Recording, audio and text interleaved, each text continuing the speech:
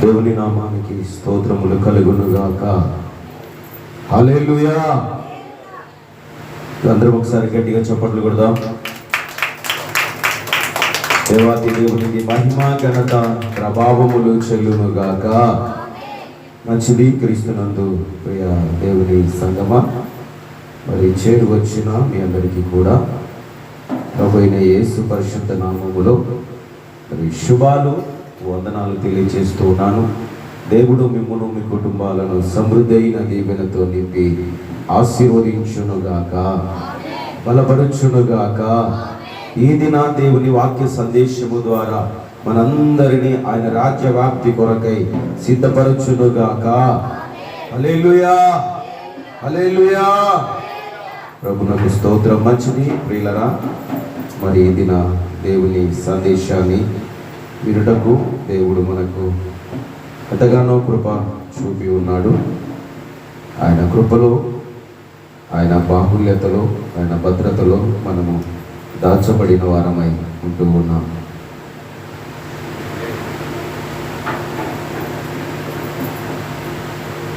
మరి ఈ దిన సందేశాన్ని మనం వినడానికి ముందు చివరిగా ఒక పాట పాడుకున్న తదుపరి మరి దేవుని సందేశంలోనికి వెళదాం. Praise the Lord, praise the Lord. Hallelujah. ఆరాధనకు యోగ్యుడవు నీవే, నా స్తుతులకు పాత్రుడవు. వీలైతే అందరూ కళ్ళు మూసుకొని ఈ ఆరాధనలో ఏకీభవిద్దాం.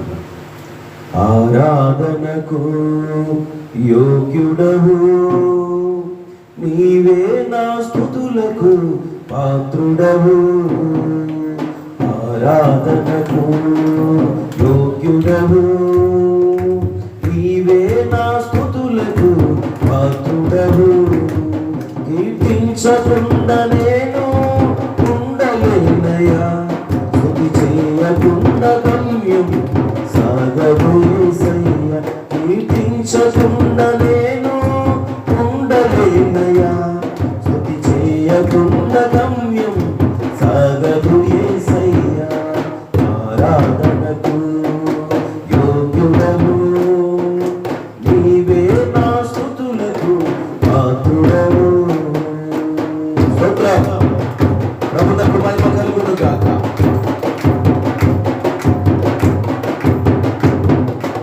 ఆత్తులే నన్ను అనాథగా చేసిన, నా వారే నన్నిలలో అవమానించిన. ఆత్తులే నన్ను అనాథగా చేసిన, నా వారే నన్నిలలో అవమానించిన. నన్న స్వరము నేను వింటిని, కరములు చాచి నన్ను కౌగిలి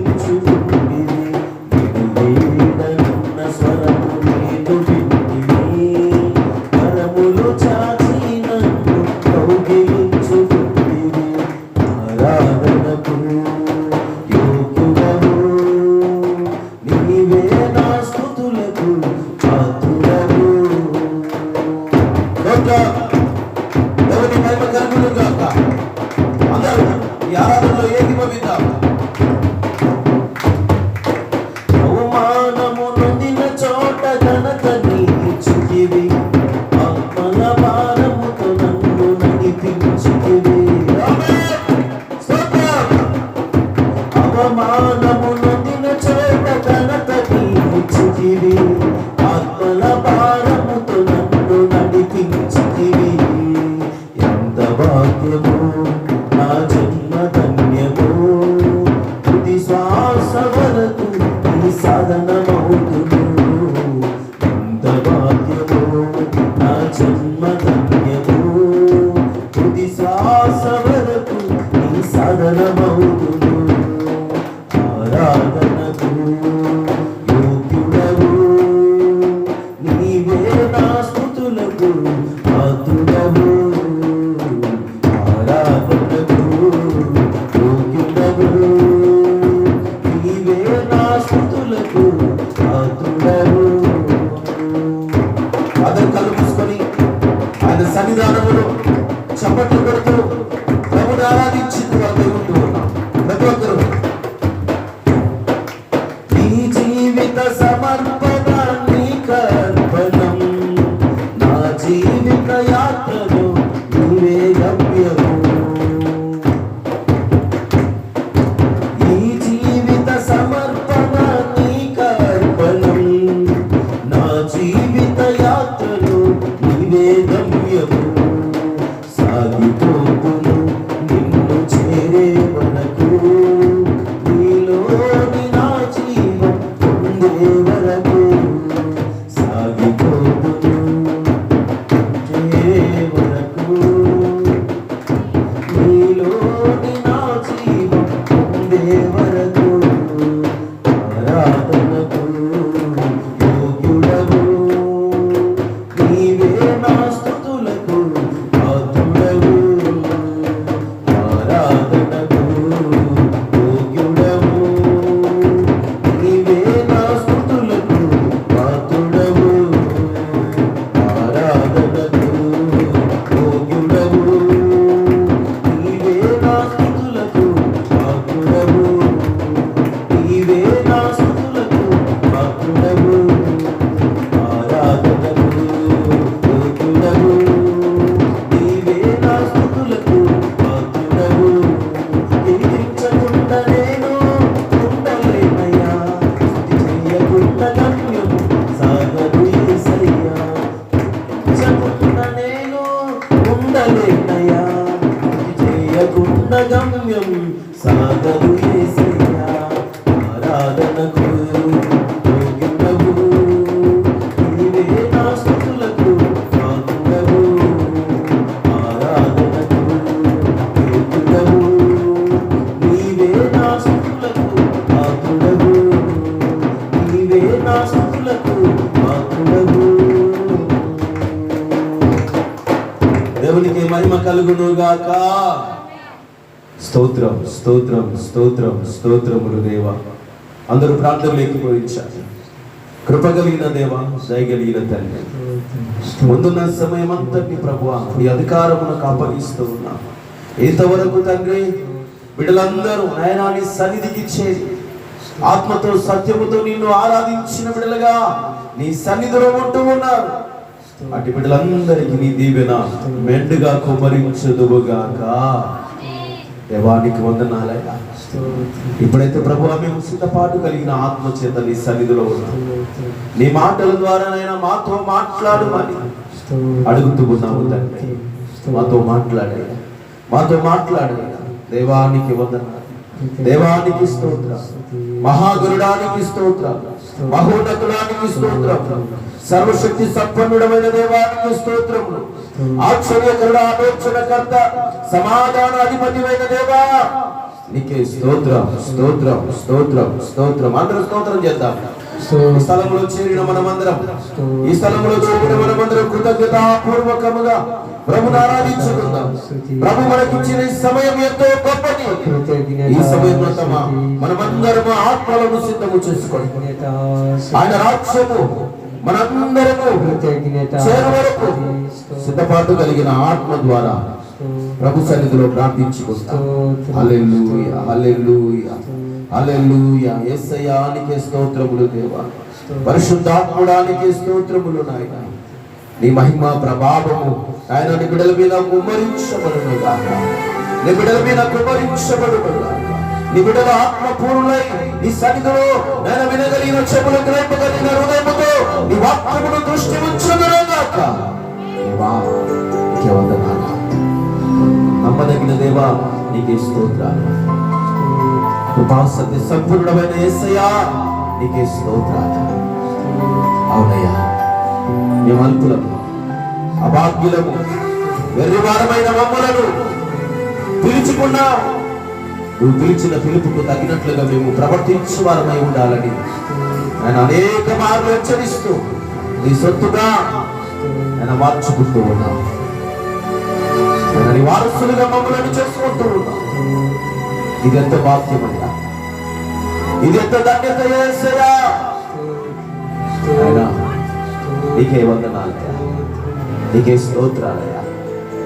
నీ దాసులను మరుగు చేసుకోండి, నీ దాసులను సిలువ చాటు మరుగు చేసుకోండి.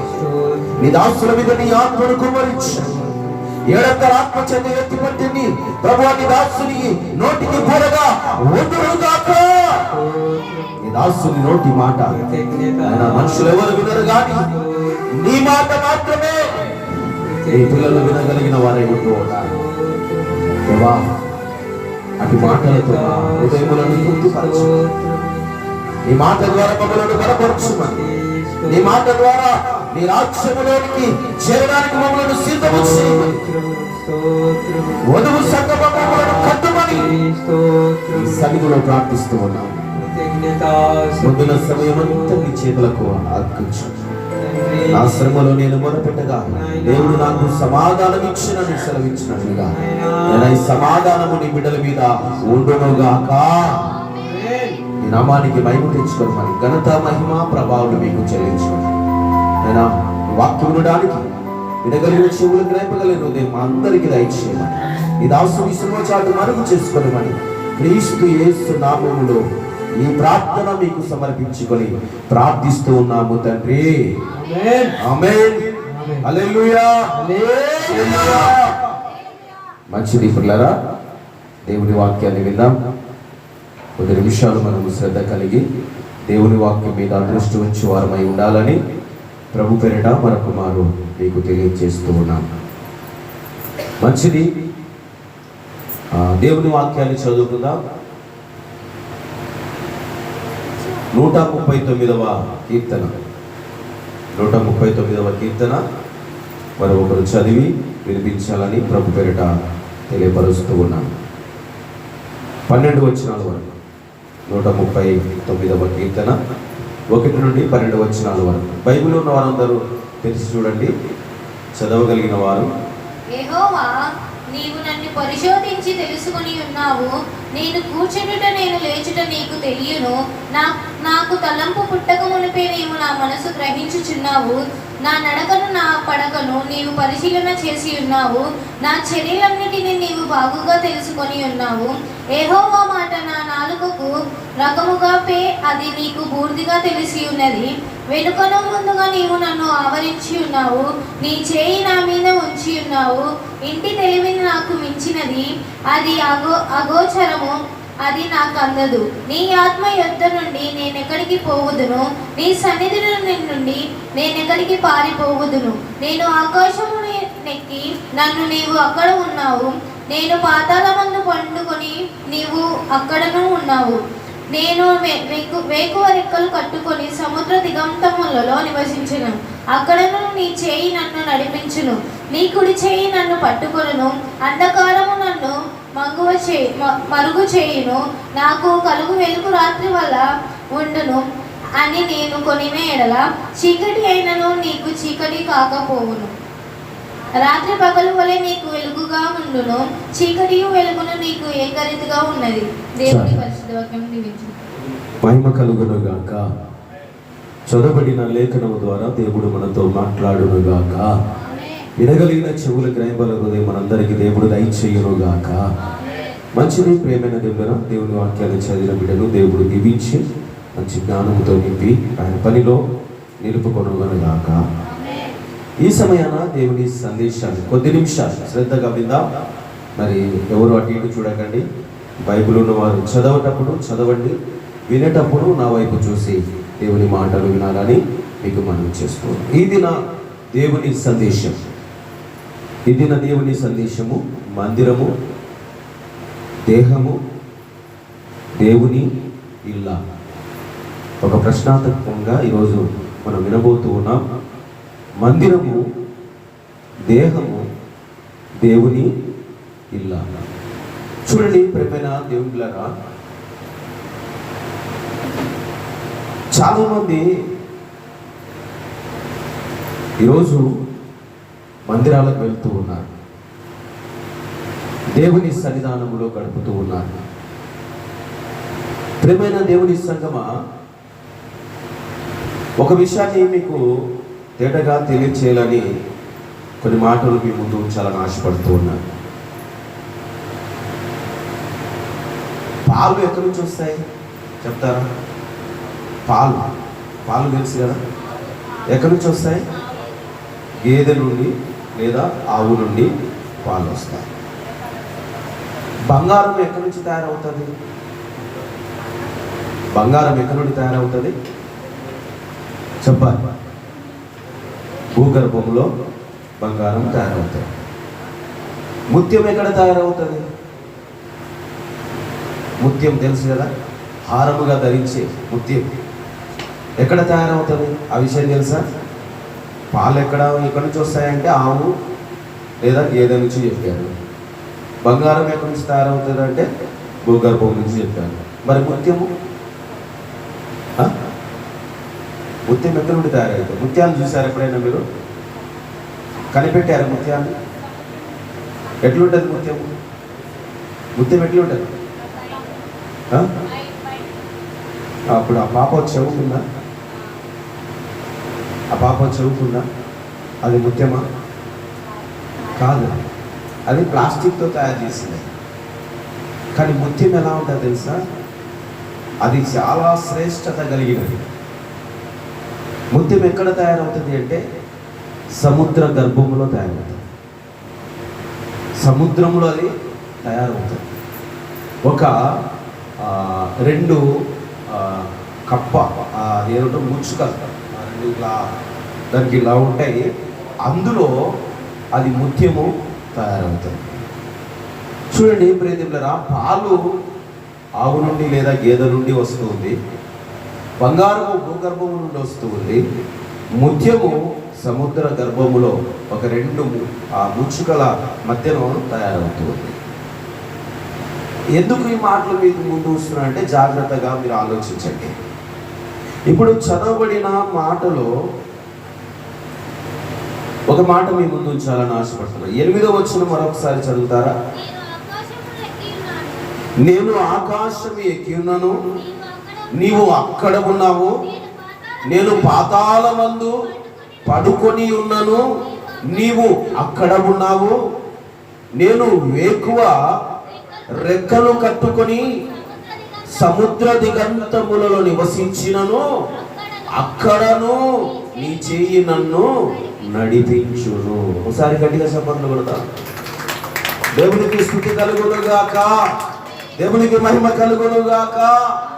ప్రియమైన దేవుని బిడ్డలారా, దేహము, ఈ మందిరము దేవుని ఇల్లుగా ఉండాలి అనంటే పాలకున్న శ్రేష్టత, బంగారముకున్న పరిశుద్ధత, ముత్యముకున్న విలువ ఎవరికి ఉండాలి చెప్పండి? ఎవరికి ఉండాలి? ఎవరికి ఉండాలి? అక్కగారేమో ఇలా చెప్తుంది, మీరేమో ఇలా ఆలోచిస్తూ ఉన్నారు. ఎవరికి ఉండాలి శ్రేష్టత? నాకు. ఎవరికి వారు చెప్పుకోవాల్సిన విషయం ఏంటి? నాకు. ఎందుకంటే ప్రియదేవులారా, ఆ శ్రేష్టత మనలో ఉంటేనే దేవుడు నిన్ను అంగీకరిస్తాడు. దేవుడు నిన్ను తన మందిరముగా అంగీకరిస్తాడు. దేవుని మందిరం అంటే 4 గోడలతో కట్టబడినదే అని చాలామంది అనుకుంటారు. అవునా? దేవుని మందిరం అంటే 4 గోడలతో కట్టబడినదే మందిరము. అయితే మరి నీవేమి? అది ఆలోచించాలి. అమ్మా మాట్లాడతాడు. వినండి దేవుని వాక్యాన్ని మీద. ఇప్పుడు దేవుని మందిరము 4 గోడలతో కట్టబడిన మందిరమే, కానీ 93వ కీర్తన 5వ వచనం ఒకసారి చదవండమ్మా. 93వ కీర్తన 5వ వచనాన్ని చదవండి.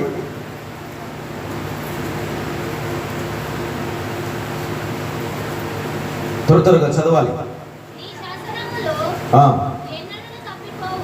నీ శాసనములు ఎన్నడూ తప్పిపోవు యెహోవా. అమ్మా స్పష్టంగా చదువమ్మా. మైక్ ఉంది కదా, మైక్లో చదువుతాయి.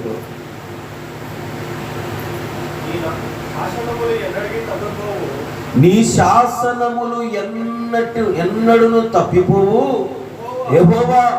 ఎన్నటెన్నటికి పరిశుద్ధతయే నీ మందిరమునకు మూలము, అనుకూలము లేదా మూలము. ఈ 2 విషయాలుగా మనం చెప్పుకోవచ్చు. ఇప్పుడు మందిరానికి ఏమున్నది? పరిశుద్ధత అనుకూలంగా ఉంది. పిల్లరా, జాగ్రత్తగా మనం ఈ విషయాన్ని మనసులో పెట్టుకొని ఆలోచన చేస్తే ఇక్కడ చెప్తున్నాడు నీ శాసనములు. ఎవరు చెప్తున్నారు ఈ మాట? కీర్తన భక్తుడైన దావీదు గారు మరి ఈ విషయాలని తెలియజేస్తూ ఉన్నాడు. ఏమంటున్నాడంటే నీ శాసనములు యెహోవా ఎన్నటెన్నటికి తప్పిపోవు. నీ మందిరమునకు పరిశుద్ధతయే అనుకూలము. దేవుని శాసనము ఏదైతే ఉందో ఆ శాసనాలు ఎన్నటికీ తప్పిపోవు. కానీ మందిరమునకు ఉండవలసినది ఏంటి అంటే పరిశుద్ధత. అందుకే దావీదు ఒక మాట ఇందాక మీకు చెప్పాను, ఎక్కడికి వెళ్ళినా కూడా ఎక్కడ ఉంటాడంట దేవుడు? ఎక్కడికి వెళ్ళినా దేవుడు అక్కడ ఉంటాడు. ఒక పెద్దలు ఒక మాట ఇందుగలడని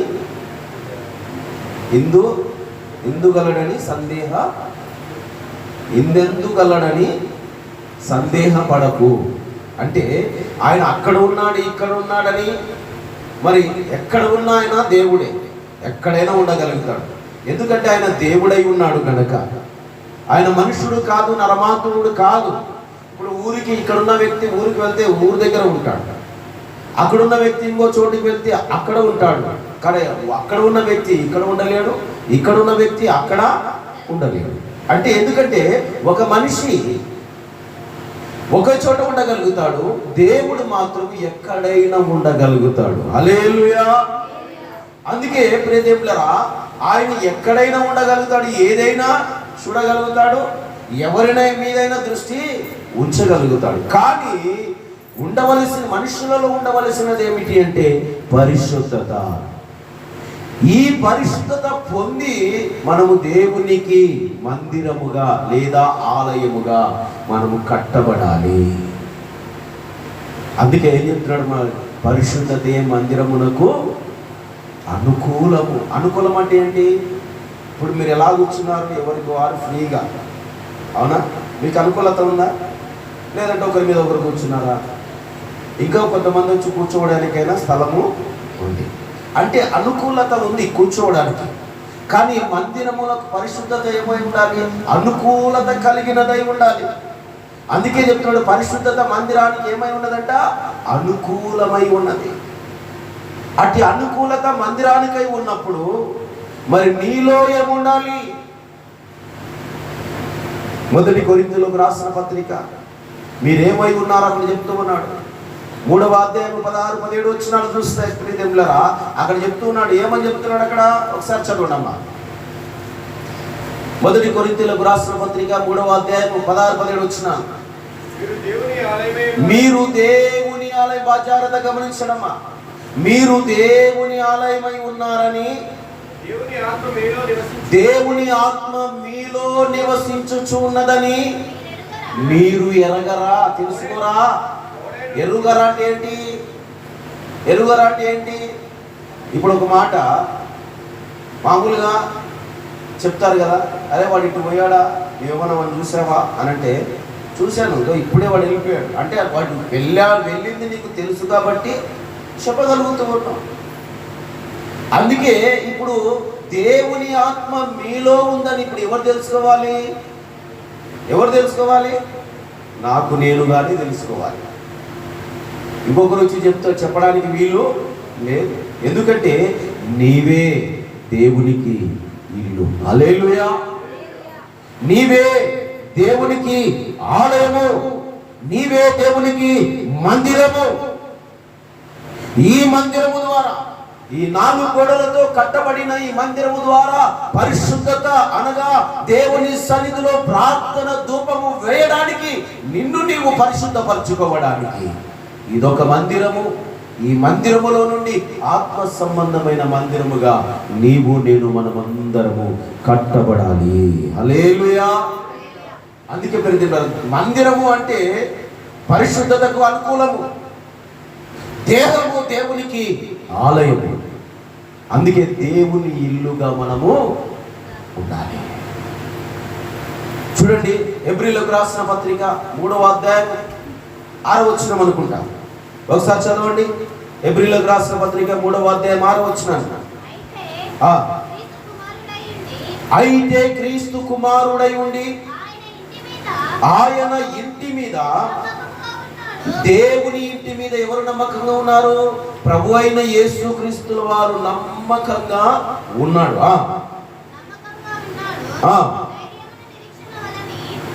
ధైర్యము నిరీక్షణ వలనే ఉత్సాహమును తుదమట్టుకు స్థిరముగా చేపట్టిన ఎడల, తుదమట్టుకు స్థిరముగా చేపట్టిన ఎడల మనమే దేవుని ఇల్లు. కొడదాం చెప్పండి. దేవునికి స్తోత్రం. హల్లెలూయా. ప్రభు అయిన యేసుక్రీస్తు మరి ఏమై ఉన్నాడు? నమ్మకంగా ఉన్నాడు. ఎవరికి నమ్మకంగా ఉన్నాడు చెప్పండి? ఎక్కడ నమ్మకంగా ఉన్నాడు?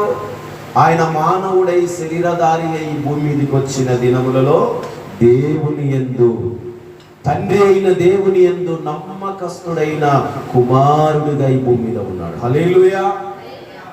అందుకే ప్రియమైన దేవుని బిడ్డలారా, ఈ లేఖనములు సెలవిచ్చిన ప్రకారముగా మనమేమై ఉండాలి అంటే, నమ్మకముగా ప్రభు ఎలాగైతే ఉన్నాడో ధైర్యమును నిరీక్షణ వలన ఉత్సాహమును తుదమట్టుకు స్థిరముగా చేపట్టిన ఎడల. స్థిరముగా ఎవరు చేపట్టుకోవాలి? ఇప్పుడు మనము చేపట్టాలి. మనము దేవునికి మందిరముగా, దేవునికి ఇల్లుగా కట్టబడే వారముగా ఉండాలి అంటే ఏమై ఉండాలి? స్థిరముగా చేపట్టిన ఎడల మనమే దేవుని ఇల్లు అవుతాం. హల్లెలూయా. ప్రియమైన దేవులారా, ఇప్పుడు గోడలు కట్టబడుతున్నాయి. ఎలా పడితే అలా కడితే ఎట్లుంటాయి చెప్పండి? ఏదో ఇటుకలు వచ్చాయి, సిమెంట్ వచ్చింది, ఇసుక వచ్చింది కదా, ఇంకా కట్టేస్తే మందిరం అయిపోతుంది అని చెప్పేసి ఎక్కడ పెట్టి అక్కడ సిమెంట్ వేసేసి ఇటుకలు పెట్టేస్తే ఎట్లుంటుంది? ఇప్పుడు ఇక్కడ ఒక ఇటుక పెట్టి దానిపైన సిమెంట్ వేసి ఇంకొక ఇటుక పెట్టి ఆ మధ్యలో కొంత సిమెంట్ వేసి ఆ మధ్యలో కొన్ని ఇటుకలు పెట్టేస్తే అది గోడ అవుతుందా? గోడ అవుతుందా? ఒక చోట స్థిరముగా, ఒక చోట ఏం చేయాలి? స్థిరముగా, ఒక క్రమముగా, ఒక పద్ధతిగా దానిని లైన్గా పేర్చి నిర్మాణము చేయాలి. అప్పుడే అది ఎలా ఉంటాయి? రక్షణ గోడగా ఉంటుంది. హల్లెలూయా. అంటే ఒక క్రమము, ఒక స్థిరము అనేది ఉండాలి. అందుకే ప్రతి మనిషి జీవితంలో కూడా పరిశుద్ధత అనుకూలంగా నీవెలా నడుచుకోవాలి అంటే దేవునికి ఇష్టడుగా నడుచుకోవాలి.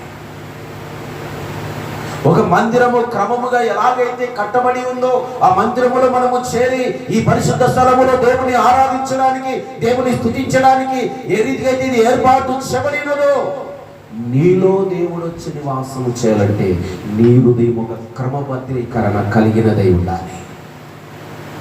దేవునికి స్తోత్రం. హల్లెలూయా. కాబట్టి ప్రియమైన దేవులారా, అక్కడ చెబుతున్న మాట ఏంటంటే, తుదమట్టుకు స్థిరముగా చేపట్టిన ఎడల మనమే ఆయన ఇల్లు. ఎక్కడ దాకా ఎంతవరకు చేపట్టుకోవాలి మనము? ఎంతవరకు? తుదమట్టుకు అంటే చివరి దాకా. దేవుని ఇల్లుగా నువ్వు ఉండడానికి ఇష్టపడిన బిడ్డగా ఉంటే చివరి వరకు నువ్వు మొదట ఏ స్థితిలో దేవుని సన్నిధికి వచ్చావు, ఏ స్థితిలో దేవుని ఆరాధించడానికి మొదటిగా దేవుని సన్నిధికి నీవు వచ్చావు, ఆ రీతిగానే తుదమట్టుకు అలానే దేవుని ఆరాధించుకుంటూ, అలానే దేవుని స్తుతించుకుంటూ, అలానే నీ పరిశుద్ధతను కాపాడుకుంటూ, అలానే నీ సావాసమును కొనసాగించుకుంటూ, అలాగే నువ్వు అన్యోన్య సావాసము గలవారై సంఘములో ఒకరితో ఒకరు ఏకీభవించిన వారై, ఏక మనసు గలవారై, ఏక ప్రేమ కలిగిన వారై ఉండగలిగితే తుదమటుకు నువ్వు స్థిరత్వము కలిగి దేవుని ఇల్లుగా మార్చబడతావు. హల్లెలూయా. కాబట్టి ప్రియ దేవుని సంగమా, అందుకే దావీదేమన్నాడు, ఎక్కడికి వెళ్ళినా నువ్వు ఉంటావు ప్రభువా, నేను ఎక్కడికి వెళ్ళినా నువ్వు ఉంటావు. ప్రదేవులారా, ఈ విషయాన్ని జాగ్రత్తగా మనసులో పెట్టుకోండి. నీవు నేను మనమందరం ఎక్కడికి వెళ్ళినా దేవుడు మన మీద దృష్టి ఉంచి ఉన్నాడు. ఆకాశమునకు ఎక్కినా ఉంటానన్నాడు, అక్కడనే ఉంటాను ప్రభువా. పాతాళమునకు పోయినా కూడా నువ్వు అక్కడ ఉంటూ ఉన్నావు. దేవుడు ఎక్కడ లేడు అనుకోవద్దండి. ఆయన ఉండే స్థలము ఇక్కడని కాదు, ఎక్కడైనా ఆయన ఉండగలుగుతాడు, ఎక్కడైనా నివాసము చేయగలుగుతాడు. ఆయన ఆకాశమైన సింహాసనము, భూమి ఆయన పాదపీఠం. అందుకే ప్రియరా, ఆయనకు మనము ఆలయముగా కట్టబడే బిడ్డలుగా మనం ఉండాలి. ఆయనను మనలో చేర్చుకునే వారముగా మనం ఉండాలి. అందుకే మనలో ఉండవలసినది ఏంటంటే పరిశుద్ధత. ఈ మందిరమునకు అనుకూలమైనది ఏంటి అంటే పరిశుద్ధత. నీకు అనుకూలమైనది ఏంటంటే పరిశుద్ధత. ఈ పరిశుద్ధత లేదనుకో ప్రియరా, ఎంతగా మనము ఏం చేసినా వెంటనే. ఎన్నో మార్లు మీకు చెప్తున్నా, ప్రార్థన చేసిన, బైబిల్ చదివిన, మరి వాక్యాలు చదివిన, మరి ఇంకా పాటలు పాడిన, ఇంకా అనేక విషయాలు దేవుని సన్నిధానంలో మనం ఎన్ని చేసినా పరిశుద్ధత లేకుంటే అవన్నీ వ్యర్థమే. అందుకే పరిశుద్ధత నీకు అనుకూలంగా ఉండాలి. నీవు పరిశుద్ధకు అనుకూలముగా నువ్వు మార్చబడాలి. ఆ పరిశుద్ధత నీలో ఉంటేనే దేవుని నివాస స్థలముగా, నివాస యోగ్యమైన స్థలముగా నువ్వు మార్చబడతావు. నీవు నేను మనమందరము దేవుని నివాస యోగ్యమైన స్థలముగా మార్చబడాలి. దేవుని వాక్యం సెలవిస్తుంది ప్రియమిడ. కాబట్టి ప్రియమైన దేవుని సంగమా, అందుకే ఆ పరిశుద్ధతను మనము సంపాదించుకోవాలి అంటే ఎప్పటికప్పుడు దేవుని సన్నిధిలో గడపాలి. ఎప్పటికప్పుడు మనము దేవుని సన్నిధిలో గడపాలి. అందుకే 84వ కీర్తన ఒకసారి చూడండి. 84వ కీర్తన 10వ వచనములు అంటాడు కదా, ఎప్పటికప్పుడు దేవుని సన్నిధిలో నివసించాలి అంటే అక్కడ చెప్పబడిన మాటను ఒకసారి మనం చూస్తే మనకు అర్థమవుతుంది. కొరాహు కుమారులు చెప్తూ ఉన్నారు ఆ విషయాన్ని. అమ్మా, నీ ఆవరణములో ఒక దినము గడుపుట 1000 దినముల కంటే శ్రేష్టము. శ్రేష్టం అంటే ఏంటి? మంచిది లేదా విలువైనది. దేవునికి స్తోత్రం, హల్లెలూయా. అందుకే ఏం చెప్తున్నాడు? నీ ఆవరణము. ఆవరణం అంటే ఏంటి? ఆవరణం అంటే ఏంటి చెప్పండి? దేవుని మందిరం. కానీ అక్కడ చెబుతున్న మాట ఏంటి తెలుసా? నీ ఆవరణములో 1 దినము గడుపుట 1000 దినముల కంటే శ్రేష్టము. ఆ కింది వచ్చిన చదవండి ఒకసారి. భక్తిహీనుల గుడారములో నివసించుట కంటే నా దేవుని మందిర ద్వారమునొద్ద నివసించుట నాకిష్టం. ఎవరు వారు? ఇప్పుడు ఆ మాటను బట్టి మనకు అర్థమైంది ఏమిటంటే ఈ కొరాహు కుమారులు మందిర ద్వారపాలకులు. హల్లెలూయా. ఈ కొరాహు కుమారులు ఎవరు అంటే దేవుని మందిర ద్వారపాలకులు. అంటే ద్వారమునొద్ద నివసించువారు, ద్వారమునొద్ద కావలి కాయువారు, ద్వారమునొద్ద నిలిచి ఉండువారు. ప్రభువా, నీ మందిరములో 1 దినము గడుపుంటే 1000 దినముల కంటే శ్రేష్టం. సుమారు 1000 దినములు అంటే ఎన్ని సంవత్సరాలు తెలుసా? 1000 దినములు అంటే ఎన్ని సంవత్సరాలు గమనించారమ్మా? 3 సంవత్సరాలు. 1000 దినములు అంటే 3 సంవత్సరాలు. ఆ 3 సంవత్సరాల మరి ఆశీర్వాదాన్ని కోల్పోతూ ఉన్నాం చాలా మంది. దేవుని మందిరములో పరిశుద్ధత ఉంది. ఆ పరిశుద్ధతను మనము అనుకూలముగా మార్చుకొని మనము దేవునికి ఆలయముగా అనగా ఆత్మ సంబంధమైన మందిరముగా కట్టబడడానికి, దేవుని ఇల్లుగా చేయబడడానికి ఆ 1 దినమే నిన్ను దేవుని ఆశీర్వాదముగా మార్చుతుంది. కొట్టు చెప్పండి. ఆ ఒక్క దినమే దేవుని ఇల్లుగా మారుస్తూ ఉంది. ఆ ఒక్క దినమే నిన్ను దేవుని మందిరముగా మారుస్తూ ఉంది. నానాటికి నిన్ను అభివృద్ధిలోనికి నడిపిస్తూ ఉంది. హల్లెలూయా. క్రీస్తునందు ప్రియ దేవుని సంగమా, ఈరోజు మందిర ఆవరణములో నివసించుట నీకు ఆశీర్వాదము. కానీ దేవుని మందిరాన్ని తృణీకరిస్తూ వారు ఎందరో, దేవుని ఆలయములోకి నడవని వారు ఎందరో, దేవుని సంఘములోనికి చేర్చబడని వారు ఎందరో, వారందరినీ నిమిత్తం మనము ఏం చేయాలంటే వారిని ఆశ్రయించుకోకూడదు, వారిని ప్రేమించాలి. పాపిని చూసి నువ్వు మత్సరపడకొని దేవుని లేఖనము సెలవిస్తోంది. నీ పరిశుద్ధతను కాపాడుకుంటూ పాపిని చూసి మత్సరపడకుండా ఆ పాపికి రక్షణ కలిగే విధముగా ఆ పాపి కూడా దేవుని మందిరముగా పరిశుద్ధతలోనికి వచ్చినట్టుగా మనము ప్రార్థన చేయాలి. ఎక్కడ చేయాలి ప్రార్థన? ఎక్కడ చేయాలి ప్రార్థన? ఈ మందిరములో. హల్లెలూయా. ఈ మందిరము అనుకూలత కలిగిన పరిశుద్ధతది. ఈ మందిరానికి అనుకూలమైనది ఏంటంటే పరిశుద్ధత. ఆ పరిశుద్ధత మందిరములో ఉన్నది కనుక ఈ మందిరములో నీవు చేర్చితే ఈ మందిరములో ఉన్న పరిశుద్ధత నీకు, నీ పిల్లలకు, నీ కుటుంబానికి వస్తుంది. అందుకే మందిరములో ఉన్నది పరిశుద్ధత. దేవుని ఆలయముగా మార్చబడడానికి శక్తి కలిగి ఉన్నది మందిరము. దేవుని ఇల్లుగా మార్చబడడానికి శక్తి కలిగి ఉన్నది మందిరము. ఈ మందిరమును నిర్లక్ష్యపరచకూడదు. దావీదు ఒకసారి దేవుని జనులంతా దేవుని మందిరమునకు వెళ్తుంటే ఆయన ఏం చెప్పాడండి? సంతోషిస్తాడంట. దేవుని మందిరమునకు జనులందరూ వెళుతుంటే సంతోషం కలిగిందంట. మీరు సంతోషించారా?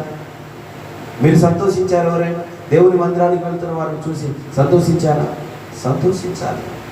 ఎందుకంటే ఇన్నాళ్ళు ఒకప్పుడు తన స్థితి ఎలా ఉండేది అది జ్ఞాపకం చేసుకొని మనం ఏం చేస్తామంటే ఇప్పటికైనా మారాను, ఇప్పటికైనా దేవుని సన్నిధికి పోతూ ఉన్నాడు, సంతోషం అని అనుకుంటాం కదా. అవునా కదా? అదే మందిరానికి పోతుంటే ఎందుకు పోతున్నాడు రా వీడు మందిరానికి అని అంటారా? బాగుపోతున్నాడు లేమంటారు. ఇప్పటికైనా మారు మనసు వచ్చింది, చాలా సంతోషం అని అనుకుంటాం. అంటే ఎక్కడ దొరుకుతుందండి సంతోషము? ఎక్కడ దొరుకుతుంది? ఆ సంతోషము పరిపూర్ణం కావాలంటే ఏం చేయాలి? మనము దేవుని అడగాలి. దేవుని వాక్యం సెలవిస్తుంది, ప్రజలారా నీ సంతోషము పరిపూర్ణమగునట్లు మీరు అడగండి అని దేవుని వాక్యం చెప్తుంది. చూడండి, యోహాను సువార్త 16వ అధ్యాయం 24వ వచనం. యోహాను సువార్త 16వ అధ్యాయం 24వ వచనం. అక్కడ చెప్తూ ఉన్నాడు, మీ సంతోషము పరిపూర్ణమగునట్లు అడుగుడి, అది మీకు దొరకును. ఎక్కడ దొరుకుతుంది? చెప్పాలి, ఎక్కడ దొరుకుతుంది? దేవుని యొద్ద. హల్లెలూయా. మీ సంతోషము పరిపూర్ణం కావాలి అంటే దేవుని సన్నిధానములో మనము అడగాలి. ఎందుకంటే క్రీస్తు అనే బండ పైన నువ్వు కట్టబడాలి. హల్లెలూయా. చూడండి, దినవృత్తాంతముల గ్రంథం, మొదటి దినవృత్తాంతముల గ్రంథం 9వ అధ్యాయం 19వ వచనాన్ని ఒకసారి చదువుదాం. మొదటి దినవృత్తాంతముల గ్రంథము 9వ అధ్యాయము 19. ఎందుకంటే ప్రజలారా వారు ఎవరంటే కొరాహు కుమారులు దేవుని మందిర ద్వారపాలకులుగా ఉన్నట్టు దేవుని లేఖనాలు తెలియపరుస్తున్నాయి. మొదటి దినవృత్తాంతముల గ్రంథము 9వ అధ్యాయము 19వ వచనం. తీసిన వారు త్వరగా చదవాలి.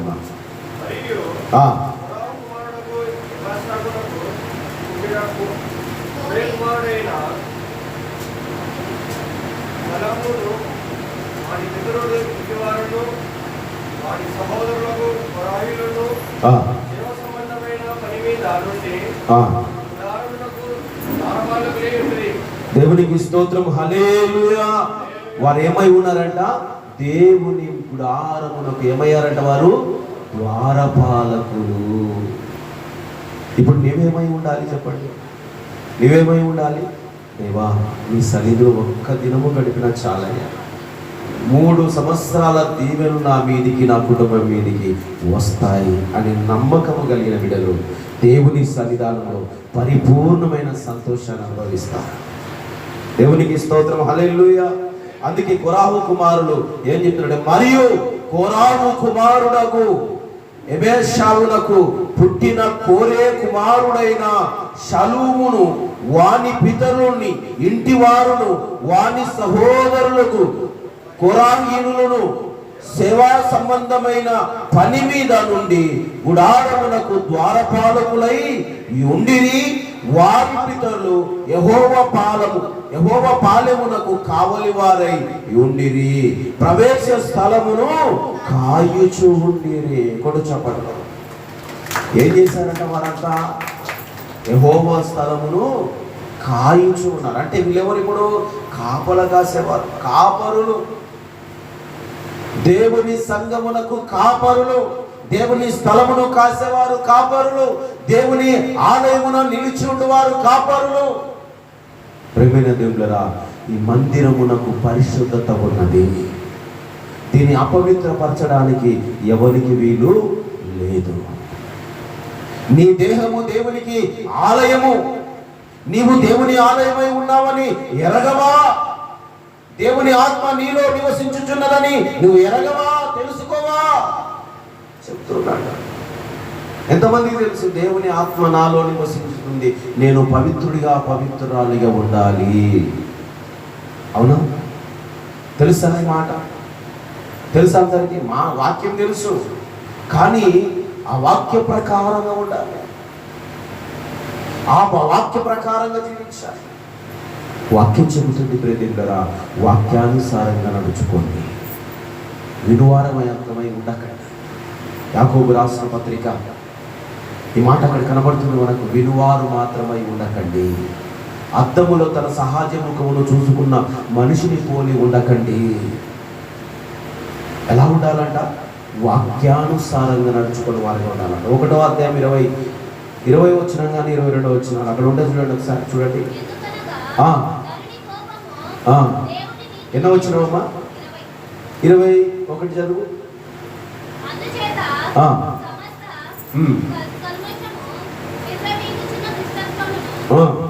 మాని లోపల నాటబడిన మీ ఆత్మలను రక్షించుటకు శక్తి కలిగిన వాక్యము. ఆత్మలు రక్షించేది ఏంటంట? ఆత్మలు రక్షించేది ఏంటి? దేహమా? ఈ దేహం రక్షించగలుగుతా ఆత్మని? లేదా ఈ వస్త్రాలు ధరించగలుగుతాయా? మరి ఏది రక్షిస్తుంది ఆత్మని అంటే? శక్తి కలిగిన వాక్యము. అక్కడ చెప్తున్నాడా? చదువమ్మా. సాత్వికముతోను అంగీకరించుడి, మీరు వినువారు మాత్రం. ఎందుకంటే ఈ మాట చెప్తున్నాడు ప్రజలుగా, మీలో ఉన్న ఆత్మ ఎవరు అంటే దేవుని ఆలయం. దేవుని ఆత్మ మీలో నివసించుతున్నది, మీరు దేవుని ఆలయమై ఉన్నారు కనుక మీరు ఏం చేయాలంటే మీ ఆత్మలను మీరు రక్షించుకోవాలి, మీ దేహమును మీరు కాపాడుకోవాలి, మీ పవిత్రతను మీరు పరిశుద్ధంగా మీరు జీవించాలి. అందుకే మీరు వాక్యమును మీరు వారు మాత్రమే ఉండకండి. ఎందుకంటే మీ ఆత్మను రక్షించేది ఏంటి? దేవుని వాక్యం. అందుకే చదువు ఇప్పుడు 22 చదువు. మీరు వినువారు మాత్రమై ఉండక మిమ్మును మీరు మోసపుచ్చుకొనకండి, వాక్య ప్రకారముగా ప్రవర్తించువారునై ఉండుడి. వాక్య ప్రకారంగా నడుచుకోండి. ఎలా ఉండాలంట? మీ ఆత్మ రక్షించబడాలి అంటే, మీరు పవిత్రముగా ఉండాలి అంటే, మీరు దేవుని మందిరముగా ఆలయముగా కట్టబడాలి అని అంటే వాక్యమే మీకు. ఇంకో చోట రాబడింది పత్రికలో, వాక్యం అంట ఆత్మకు లంగరం అంట. దేవునికి స్తోత్రం, హల్లెలూయా. వాక్యం ఏమై ఉన్నదంట? ఆత్మకు లంగరము వలె పని చేస్తుందంట. లంగరం అంటే తెలుసు కదా, ఇంతకుముందు ఒకసారి చెప్పా. ఎంతమంది గుర్తుంది? లంగరం అనేది చెప్పా. సముద్రములో పెద్ద పడవ నిలబడాలి అని అంటే అదే పని చేస్తుంది. ఈరోజు ఒక్కొక్కసారి కొన్ని బైక్ల పైన సింబల్ చూస్తాం మనం, డాక్టర్ సింబల్గా చూస్తాం. కొన్ని బైక్ల పైన ఆ సింబల్ ఎలా ఉంటుంది? చివరన ఇలా ఉంటుంది, అది ఇలా ఉండి చివరన ఇలా ఉంటుంది, దాన్ని లంగరము. అది ఎలా ఉంటుందంటే అది సముద్రంలో వెళ్ళిపోయి భూమిలో కూర్చుకుపోతుంది. అది ఆ వెంటనే అది ఎప్పుడైతే సముద్రంలో పడిపోయి ఒక చోట నిలబడుతూ ఉందో, స్టీమర్ లేదా పెద్ద పడవ అక్కడే నిలబడిపోతుంది, ఇంకా ముందుకు కదలడానికి అవకాశం ఉంటుంది. ప్రేమికులారా, మీరు వాక్యమనే ఆ లంగరము ద్వారా మీ ఆత్మను దేవునిలో నిలబెట్టుకొందురుగాక. హల్లెలూయా. అందుకే వాక్యము వినువారు మాత్రముగా ఉండకండి. వింటే ఏమైపోతుంది? మీ ఆత్మ విని వదిలేస్తే మీ ఆత్మ నిత్య నరకాగ్నిలో చేరిపోతుంది. మీరే మీ ఆత్మను అప్పగించుకున్న వారు అవుతారు. కానీ ఇక్కడ చెప్తున్న మాట ఏంటంటే, మీ ఆత్మను దేవునికి అప్పగించుకోండి. మీరు దేవుని ఆలయముగా మార్చబడండి. మిమ్మును మీరు పరిశుద్ధముగా మార్చుకోండి. ప్రభు చెప్తున్నాడు, నేను పరిశుద్ధుడనై ఉన్న ప్రకారము మీరు పరిశుద్ధులుగా ఉండకండి అన్నాడా? మరి మనం ఎలా ఉంటున్నాము? దేవుని ఇల్లుగా మార్చబడాలి అంటే పరిశుద్ధముగా జీవించాలి. ఎక్కడా? దేవుని మందిరములో పరిశుద్ధత ఉన్నది. హల్లెలూయా.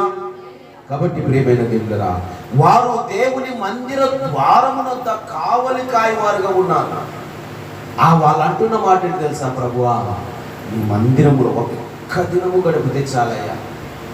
అంటే ఎక్కడుండి మాట్లాడుతున్నారు వారు? కొరాహు కుమారులు ఎక్కడుండి మాట్లాడుతున్నారండి? ద్వారమునంతో ఉండి మాట్లాడుతున్నారు. ఎందుకంటే కావలివాడు లోపలికి రావడానికి వీల్లేదు. ఆ ద్వారమునంతా నిలుచున్నవాడు వాచ్మెన్ లోపలికి వస్తాడా? బంగారు షాపు దగ్గర ఉన్న వాచ్మెన్ లోపలికి వచ్చి రౌండ్ వేస్తాడా? లేదా ఒక చోట చైర్లో కూర్చుంటాడా లోపల? వాని స్థలం ఏంటి? కాపలా కాసే స్థలం. వాడు కూర్చోవలసిన స్థలం ఏంటి? వాకిలి దగ్గర. ఆ గేట్ దగ్గర కూర్చోవాలి. ఆ గేట్ దాటి ముందు లోపలికి వెళ్ళలేడు, బయటికి నువ్వు వెళ్ళలేడు. వాడు ఉండవలసినది అక్కడే. ఎందుకంటే వచ్చిపోయే వారిని చూస్తాడు, జాగ్రత్తగా కనిపెడతాడు. అందుకే ప్రేమికులారా, ఇక్కడ కొరాహు కుమారులు దేవుని మందిర ద్వారమునంత కాపు కాస్తూ ఉన్నారు. కాపు కాస్తూ దేవుని ఆవరణములోనికి చూస్తూ, ప్రభువా, నీ మందిరములో పరిశుద్ధత ఉందయ్య, నీ మందిరమునకు పరిశుద్ధతయే మూలమయ్యా, అనుకూలమయ్యా. ఆ పరిశుద్ధతను అవలంబించుకోవాలని ఆశగా ఉన్నది ప్రభువా. అందుకే నీ మందిర ఆవరణములో ఒక్క దినము గడిపిన చాలు, 1000 దినముల దీవెన నాకు వస్తుంది. అంటే 3 సంవత్సరాల దీవెన. ఎన్ని సంవత్సరాల దీవెన ఒక్క రోజు వస్తుంది? ఎన్ని సంవత్సరాల దీవెన ఒక్క రోజులో వస్తుంది? 3 సంవత్సరాల దీవెన. రోజు గడిపితే, వారమంతా గడిపితే, నెలంతా గడిపితే, సంవత్సరం అంతా గడిపితే, దావీదు అంటాడు కదా, నీ మందిరములో నివసించువారు ధన్యులు, వారు పచ్చని ఒలీవ మొక్క వలె చిగురించుదురు. హల్లెలూయా. ఎలా ఉంటారంట? ఆయన మందిరములో నివసించువారు ధన్యత పొందుకుంటారు, పచ్చని ఒలీవ మొక్క వలె ఉంటారు. ప్రియ దేవుని సంగమా, ఎందుకంటే పరిశుద్ధతను కోల్పోవద్దు. నీవు ఆయనకు ఇల్లు. ఎవరు? ఆయనకి ఇల్లు. నీవు నేను మనమందరము ఆయనకు ఇల్లు. అందుకే మనము స్థిరముగా చేపట్టాలి. ఏం చేపట్టాలి? అక్కడ చెప్పబడిన వాటిని హెబ్రీయులకు రాసిన పత్రిక, తుదమట్టుకు మనము మన పరిశుద్ధతను కాపాడుకోవాలి, అనుకూలంగా ఉండాలి. మరి అన్నిటి విషయంలో జాగ్రత్త వహించిన వారమై ఉండాలి. ప్రభు అయిన యేసుక్రీస్తు దేవుని ఇల్లంతటి మీద ఎలాగైతే నమ్మకముగా ఉన్నాడో, మనము కూడా అటు నమ్మకత్వాన్ని కాపాడుకొని ఉండాలి. దేవునికి స్తుతి కలుగునుగాక. కాబట్టి ప్రియమైన దేవులారా, అదే చెప్పబడిన మాట, మీరు దేవుని ఆలయము. ఎవరు మీరు? మీరు కాదు. మీరు కానే కాదు. మీరు అనుకుంటే అక్కడే ఉంటారు. నేను కాదు, నేను దేవునికి ఆలయము అనుకుంటే ఇంకా గొప్ప ధన్యత అనుభవిస్తా. అందుకే ప్రియ దేవుని సంగమా, ప్రియమైన దేవుని బిడ్డలారా, చూడండి, మొదటి దినవృత్తాంతంలో 28వ అధ్యాయం 10వ వచనం. మొదటి దినవృత్తాంతముల గ్రంథము 28వ అధ్యాయము 10వ వచనం.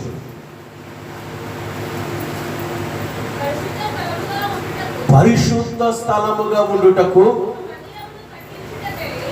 ఒక మందిరమును కట్టించుటకై యెహోవా నిన్ను కోరుకొనిన సంగతి మనసుకునకు తెచ్చుకొని ధైర్యము వహించి పని జరిగించుము.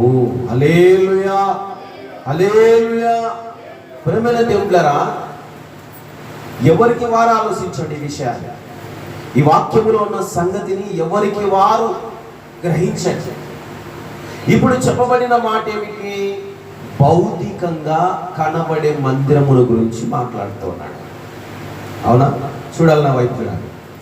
ఇక్కడ ఈ దినవృత్తాంత గ్రంథములో ఈ గ్రంథకర్త లేదా దావీదు గారు చెప్పబడిన మాట ఏమిటంటే, పరిశుద్ధ స్థలముగా ఉండుటకు ఒక మందిరమును కట్టుటకై యెహోవా నిన్ను కోరుకొనిన సంగతి మనసునకు తెచ్చుకొని ధైర్యం వహించి పని జరిగించుము. ఏం చేయాలి? మనసుకు తెచ్చుకోవాలి. ఏదైనా మనసుకు తెచ్చుకోవాలంటే ఏం కావాలి? ధైర్యం కావాలి. ఒక విషయాన్ని నేను జ్ఞాపకం చేస్తాను. ఇప్పుడు ఈ స్థలంలో మందిరం కట్టబడుతూ ఉంది. ఈ స్థలంలో మందిరం కట్టాలంటే నా ఒక్కని వల్ల అవుతుందా? కాదు. అయితే ఇప్పుడు ఇక్కడ కట్టాలి అంటే ధైర్యము కూడా కావాలి. అవునా? ఈడ కట్టాలంటే కూడా ధైర్యము కావాలి. ధైర్యం లేకపోతే మనం ఏ పని చేయలేము. ధైర్యం ఎందుకు కావాలి అని అంటే, ధైర్యముతో ముందుకు అడిగేయాలి అంటే, ఇప్పుడు డబ్బులు ఏమి లేనప్పుడు ధైర్యంతో ముందుకు అడిగేయగలుగుతారా? చెప్పండి. ఇప్పుడు మందిరం కట్టాలి అనుకున్నాము, ఒక ప్రణాళిక ఉంది. ప్రణాళిక, ఆలోచన, తలంపు, కట్టాలనే ఉద్దేశము ఉంది. ఉంటే అయిపోతుందా మందిరము? డబ్బు కూడా కావాలి, కానీ డబ్బు లేదు. కానీ కట్టాలని ఒక ధైర్యం, సంకల్పము కలిగిన వాడు. పిల్లల్ని లేచిపోలేదమ్మా, పిల్లల్ని లేచిపోని అక్కడే అటు ఇటు తిరగలేదండి. ప్రైజ్ ది లార్డ్, హల్లెలూయా. కానీ ప్రియదేవులారా, కానీ ధైర్యం వహించి పని జరిగిస్తున్నామా లేదా? పని అవుతుందా లేదా? పోయిన వారం ఎలా ఉంది? ఈరోజు ఎలా ఉంది? పోయిన వారం ఎలా ఉంది? పోయిన వారం చుట్టూ ఒక పరద కట్టబడింది, కానీ ఈరోజు గోడలు కొంతవరకు అయ్యాయి. వచ్చే వారానికి పైన కాస్త లేస్తుంది. వచ్చే వారానికి చప్పట్లు కొట్టండి, దేవునికి స్తోత్రం, హల్లెలూయా. వచ్చే వారానికి ఇటువైపు కాస్త పైకి లేస్తుంది.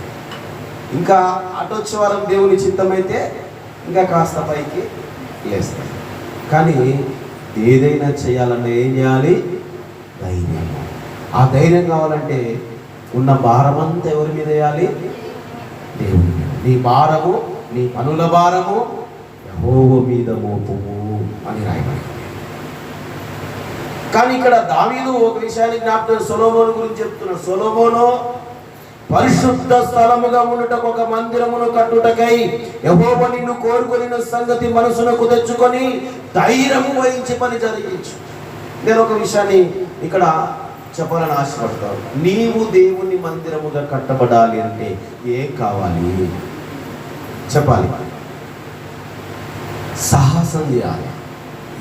ఏ విషయంలో సాహసం చేయాలి? ఏ విషయంలో సాహసం చేయాలి చెప్పండి? ఇప్పుడు పైనుంచి కింద దూకాలంటే ఏం కావాలి? ధైర్యం ఉండాలి. ఆ ధైర్యంతో పాటు సాహసం కూడా ఉండాలి. అంటే దుంకడానికి ధైర్యము ప్లస్ నేను బ్రతకగలను అని ఒక నమ్మకముతో సాహసిస్తాడు. అవునా ప్రియులారా? ఈ లోక సంబంధమైన వాటిని విడిచిపెట్టి దేవుని మందిరముగా నువ్వు కట్టబడాలి అంటే ధైర్యము ప్లస్ సాహసం కూడా చేయాలి. అవునా? సాహసం చేయకపోతే దేవుని ఇల్లుగా నువ్వు కట్టబడవు. ఎందుకు? ఎలా? ఏం విడిచిపెట్టడానికి ఏంటి? మానేస్తే అయిపోతుంది కదా అని అంటే మానేయాలంటే ఊరికే మానేయలేరంటే, అలవాటు పడినోడు మానాలంటే కష్టం. అవునా కదా? ఇప్పుడు దేవుని వాక్యం చెబుతుంది ఏంటి? ఏమి తిందుమా, ఏమి తాగుదుమా, ఏమి ధరించుకుందామా అని దాని గురించి చూడొద్దురా బాబు. ముందుగానే నీ కోసము దేవుడు సమస్తమును సమకూర్చి పెట్టాడు. ఇదిగో అన్ని నీ కోసం సిద్ధం చేశాడు. దాని కాదు నువ్వు వెతకాల్సింది, దేవుని రాజ్యమును నీతిని మొదట వెతుకు. ఇప్పుడు దేవుని నీతి రాజ్యము వెతకాలంటే అయ్యే పనేనా? కుదిరే పనేనా? చెప్పాలి. దేవుని రాజ్యమును ఎతకాలన్నా దేవుని నీతి వెతకాలన్నా అయ్యే పనే. లోకంలో అయితే ఈజీగా ఏ పనైనా చేయగలుగుతాం, కానీ పరిశుద్ధ గ్రంథాన్ని చేత పట్టుకొని అది చేయగలిగిన పనేనా? అవుతుందా? సాహసించగలుగుతారు ఎవరైనా? కానీ కొంత సమయం పడుతుంది. అందుకే ప్రతిదినము శ్రమ పడుతూ ఉండాలి. నిన్ను నీవు పరిశుద్ధతగా మలుచుకోవడానికి, నిన్ను నీవు దేవుని మందిరముగా కట్టుకోవడానికి, నిన్ను నీవు దేవుని ఆలయముగా మలుచుకోవడానికి, ఈ లోక సంబంధమైన వాటి నుండి మరి వాటన్నిటి నుండి విడుదల పొందుకోవడానికి నీవు సాహసించాలి. హల్లెలూయా. ఇప్పుడు మందిరమును కట్టడానికి ఏ రీతి అయితే మనము సాహసించగలుగుతామో, అలాగే నిన్ను నీవు కట్టుకోవడానికి కూడా, నిన్ను నీవు దేవునికి ఆలయముగా కట్టుకోవడానికి నీవు సాహసించాలి. నీవు ధైర్యము చేయాలి. అప్పుడే నీవు పరిశుద్ధతలోనికి రాగలుగుతావు. హల్లెలూయా. కాబట్టి ప్రియమిత్రులారా, అందుకే అంటాడు, నీవు దేవునికి ఒక పరిశుద్ధ స్థలముగా కట్టడానికి మరి నిన్ను నీవు, దేవుడు కోరుకున్నాడు. నిన్ను ఎవరు కోరుకున్నారంట? దేవుడు కోరుకున్నాడు. దేవుడు నీలో నివసించాలని దేవుడు నిన్ను కోరుకున్నాడు. అందుకే ప్రియ దేవుడిలరా, నీ పరిశుద్ధతను నువ్వు కాపాడుకోవాలి. మీరు దేవుని ఆలయం, దేవుని ఆత్మ మీలో నివసించుచు ఉన్నది. కాబట్టి మీరు సాహసించాలి, ధైర్యంగా ఉండాలి, ధైర్యం చేయాలి. అన్నిటిని వదిలి పరిశుద్ధతను కాపాడుకోవడానికి మరి దేవుని సన్నిధిలో ఉండాలి. ఎల్లప్పుడూ దేవుని సన్నిధిలో ఉండాలంటే కష్టం కదా. దేవుని సన్నిధి అంటే నీతోనే ఉన్నది. హల్లెలూయా. దేవుని సన్నిధి నీలోనే ఉన్నది, కానీ పరిశుద్ధత దేవుని మందిరములో ఉన్నది. హల్లెలూయా. ఆ పరిశుద్ధతను కాపాడుకోవడానికి దేవుని సన్నిధి నీకు అవసరం. నీలో ఉన్న పరిశుద్ధతను పరిశుద్ధపరచుకోవడానికి, ఆ పరిశుద్ధతను పరిశుద్ధపరచుకోవడానికి దేవుని సన్నిధి నీకు తోడుగా ఉండాలి. దేవుని సన్నిధి నీకు తోడు లేకపోతే, దేవుడు నీతో లేకపోతే, నీవు అపవిత్రమైన వాటిని నీకు తెలియకుండానే వెంబడిస్తావు, నువ్వు తెలియకుండానే వదిలివేస్తావు. అందుకే ప్రియ దేవుని సంగమా, దావీదు చెప్తూ ఉన్నాడు తన కుమారుడు, ఆయన మనసుకు తెచ్చుకో. ఈ దినమున దేవుడు, పరిశుద్ధ ఆత్మ దేవుడు నీతో మాట్లాడుతున్నాడు. నీవు మనసునకు తెచ్చుకో. దేవుడు నిన్ను కోరుకున్నాడు, దేవుడు నిన్ను పిలుచుకున్నాడు, దేవుడు నిన్ను మరి తన సొత్తుగా మార్చుకోవడానికి నిన్ను పిలుచుకుంటూ ఉన్నాడు. నీవు పరిశుద్ధతను కాపాడుకోవాలి, దేవునికి ఆలయముగా మార్చబడాలి. నీలో ఉన్న ఆత్మ దేవుడు పెట్టిన దీపము, నీలో దేవుని ఆత్మ నివసించడానికి నీవు ఆలయముగా మార్చబడాలి. హల్లెలూయా. క్రీస్తునందు ప్రియమైన దేవులారా, 2వ దినవృత్తాంతముల గ్రంథము 2:5-6 వచనాలు. 2వ దినవృత్తాంతముల గ్రంథము 2వ అధ్యాయము 5-6 వచనాలు చదవాలి. 2వ అధ్యాయం, 2వ దినవృత్తాంతముల గ్రంథము 2వ అధ్యాయం 5-6 వచనాలు. నేను కట్టించు మందిరము గొప్పదిగా నుండును, మా దేవుడు సకలమైన దేవతల కంటే మహనీయుడు కనుక ఆకాశమును మహాకాశములను ఆయన పట్టజాలము, ఆయన మందిరమును కట్టించుటకు చాలిన వాడెవడు? ఆయన సన్నిధి ఆయనకు మందిరమును కట్టించుటకైనను నేను ఏ మాత్రపు వాడను. ధూపము వేయుటకే నేను ఈ మందిరమును కట్టుదును, కట్టదలిచి ఉన్నాను. హల్లెలూయా. దేనికోసం కట్టాలి మందిరము? ప్రార్థన చేసుకోవడానికి. ప్రార్థన చేసుకోవడానికి మనము మందిరం కట్టుకోవాలి. నీవు నీ పరిశుద్ధతలోనికి వచ్చుటకు ఈ మందిరమును కట్టాలి. ఎందుకంటే నా ప్రార్థన ధూపము వలెను నేను చేతులెత్తుట సాయంకాల నైవేద్యములను ఈ దృష్టికి అంగీకారమగునుగా. కానీ 141వ కీర్తన మరి 1-2 వచనాల్లో మనం ఈ మాటలు చూడగలుగుతాం. ధూపము, ప్రార్థన అంటే ఏంటో తెలుసా? ధూపము, ఆ ధూప వేదిక నుంచి మరి నువ్వు చేసే ప్రార్థన, ఈ స్థలము ఇది ఒక వేదిక, ధూప వేదిక. ఈ మందిరము ప్రార్థన స్థలము. అందుకే ప్రభు అంటాడు కదా, ప్రభు అయిన యేసుక్రీస్తుల వారు ఒకసారి యెరూషలేములోనికి వెళ్ళినప్పుడు, నా మందిరము సమస్తమైన అన్ని జనులకు ప్రార్థన మందిరము అనబడినని యెషయా ప్రవక్తించిన ప్రవచనము. అలాగే సువార్త పత్రికలలో మరి మార్కు సువార్త 11వ అధ్యాయం 27వ వచనములో లేదా 17వ వచనములో ఆ విషయాన్ని మనం చూడగలుగుతాం. కాబట్టి ప్రియమిత్రులారా, అక్కడ చెప్పబడిన మాట ఏమిటంటే ధూప వేదిక దేవుని మందిరం. హల్లెలూయా. ఇదేంటి? ధూప వేదిక, పరిశుద్ధమైన స్థలము. ఈ పరిశుద్ధమైన స్థలములో మనము చేర్చబడిన వారమై, అందులో పరిశుద్ధతను మనము అవలంబించుకున్న వారమై, దేవుడి మనలో నివసించడానికి, మనలో దేవుని ఆత్మ ఉండడానికి మనము ఆలయముగా కట్టబడాలి. హల్లెలూయా. ఈ మందిరము మనం ఎందుకు కట్టుకుంటున్నామంటే ఈ మందిర ఆవరణములో నివసిస్తూ ప్రార్థన చేయడానికి. హల్లెలూయా. ఇందులో దేవుని ఆరాధించడానికి, ఇందులో దేవుని స్తుతించడానికి, ఇందులో దేవుని కొనియాడడానికి ఈ మందిరాన్ని కట్టుకోవాలి. హల్లెలూయా. అయితే ఈ మందిరము కట్టబడమే కాక నిన్ను నీవు దేవునికి ఆలయముగా కట్టుకోవాలి. ఈ మందిరం ఎలాగోలాగో కట్టబడుతుంది, అవునా? ఎలాగోలాగో కట్టబడుతుంది ఈ మందిరం. కానీ అతి ప్రాముఖ్యమైనది పని మనం చేయాల్సిందంటే మనము దేవునికి మందిరముగా కట్టుకోవాలి. చూడండి, మొదటి పేతురుకు రాసిన పత్రిక అనుకుంటా, ఒకసారి చూడండి, లేదా తిమోతియ, అక్కడ ఒక మాట ఉంటుంది, ఆత్మ సంబంధమైన మందిరముగా ఉండుటకు కట్టబడుదురు అని రాయబడి ఉంటుంది. చూడండి, ఒక్క నిమిషం అమ్మా.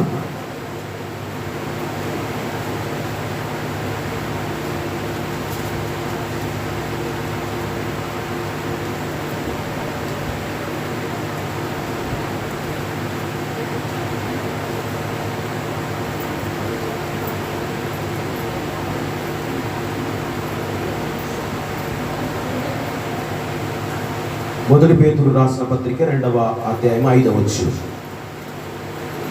మొదటి పేతురు రాసిన పత్రిక, యేసుక్రీస్తు ద్వారా దేవునికి అనుకూలము లగు ఆత్మ సంబంధమైన బలులు అర్పించుటకు పరిశుద్ధ యాజకులుగా ఉండునట్లు మీరును సజీవమైన రాళ్ళ వలె ఉండి ఆత్మ సంబంధమైన మందిరముగా కట్టబడుచు ఉన్నారు. హల్లెలూయా. సజీవమైన రాళ్ళ వలె ఉండి అంటే రాళ్ళు సజీవమైనవి కావు, అవునా? ఇప్పుడు ఈ ఇటుకలు ఉన్నాయి, సజీవమైనగా? అవి ఏమై అందులో జీవము లేదు కాబట్టి నిర్జీవము కలిగి ఉన్నాయి. అంటే ఎక్కడ పడేసినా అక్కడ అవి పడిపోతాయి. అదే మనిషిని తీసి ఎత్తి పడేయండి, వాడేం చేస్తాడు? అక్కడ పడి ఉండడు, కాస్తైనా లేచి పక్కకి వెళ్ళడం లేదా అక్కడ నుండి లేచి పారిపోవడమా జరుగుతుంది. ఎందుకంటే మనిషిలో జీవము ఉన్నది, అందులో జీవము లేదు. అయితే ఇప్పుడు జీవము కలిగిన వాడు ఏమవ్వాలంటే సజీవమైన రాయి అయి ఉండాలి. హల్లెలూయా. బ్రతికిన రాయి వలె. ఇప్పుడు ఆ రాయిని పాడేస్తే దాంట్లో జీవం లేదు అంటే ఇప్పుడు మనం బ్రతికిన వారి వారిని ఉండాలి. కాబట్టి ఆ రాయి వలె మనము కట్టబడాలి. హల్లెలూయా. ఒక రాయి మీద ఒకటి ఎలాగైతే పేర్చబడుతూ ఉందో, అది ఒక గోడగా నిర్మాణము చెందుతూ ఉందో, నీవు దినదినము దేవునిలోనికి వచ్చి దేవునికి మందిరముగా కట్టబడాలి. హల్లెలూయా. దేవుని ఇల్లుగా కట్టబడాలి. అది చెప్తున్నాడు అక్కడ, ఆత్మ సంబంధమైన మందిరముగా కట్టబడుచు ఉన్నారు. ఎందుకోసము అంటే యాజకులుగా ఉండడానికి. ఏమంటున్నాడు అక్కడ? పైన అనుకూలమును ఆత్మ సంబంధమైన బలులు అర్పించుటకు. ఏ బలులు ఇవి? ఏ బలులు? భౌతికమైన బలులు కాదు. భౌతికమైన బలు అంటే కంటికి కనబడేది. భౌతికమైన బలి ఏంటి? కంటికి కనబడేది. ఈరోజు ఆదివారం వేసేసారు, అవునా? ఎక్కడైనా వేసేసారు, అది ఇక మనకు కంటికి కనబడుతుంది. కొందరు ఏం చేస్తారంటే మేకనో కుక్కను లేదు, పిల్లిని కూడా లేదు, కోడినో ఇంకా ఏదో దున్నపోతునో ఏదో ఒకదాని కొన్ని తీసుకువెళ్ళి ఏం చేస్తారు, ముందరేసి కట్ చేసేస్తారు, అంటే బలి అర్పించేస్తారు. ఆ దేవత ఆ దేవుని పేరు చెప్పి ఏం చేస్తారు, బలి అర్పించేస్తారు. కానీ ఇప్పుడు ఆ బలి కాదు జరగాల్సింది. ఏ బలి జరగాలి? ఏ బలి జరగాలి? ఆత్మ సంబంధమైన బలి జరగాలి. హల్లెలూయా. ఏ బలి జరగాలి? దేవుని ఆలయముగా కట్టబడాలంటే నిన్ను నీవు దేవునికి అర్పణగా చేసుకోవాలి, బలి అర్పణగా నీవవ్వాలి. అదే ఆత్మ సంబంధమైన బలి. హల్లెలూయా. ఏ బలి అది? ఆత్మ సంబంధమైన బలి జరగాలి. అందుకే ఇక్కడ చెప్తున్న మాట ఏంటి? ఆత్మ సంబంధమైన బలి అర్పించుటకు పరిశుద్ధ యాజకులుగా ఉండునట్లు మీరును సజీవమైన రాళ్ళవల ఉండి ఆత్మ సంబంధమైన మందిరముగా కట్టబడుచు ఉన్నారు. ఎందుకోసం కట్టబడాలంటే మనము యాజకులుగా ఉండడానికి, ఆత్మ సంబంధమైన బలులు అర్పించడానికి, మనము దేవునికి ఆత్మ సంబంధమైన బలిగా లేదా మందిరముగా కట్టబడుచున్నారని చెప్తున్నారు. ఎంతమంది కట్టబడుతున్నారండి? బలి జరుగుతుందా? మనలో జరుగుతున్న బలి. బలి జరగడం అంటే ఏంటి? చంపివేయడం. అర్థమవుతుందా? బలి జరగడం ఏంటి? చంపివేయడం. దేని చంపాలి? మన ఆత్మను కాదు చంపాల్సింది. దేని చంపివేయాలి?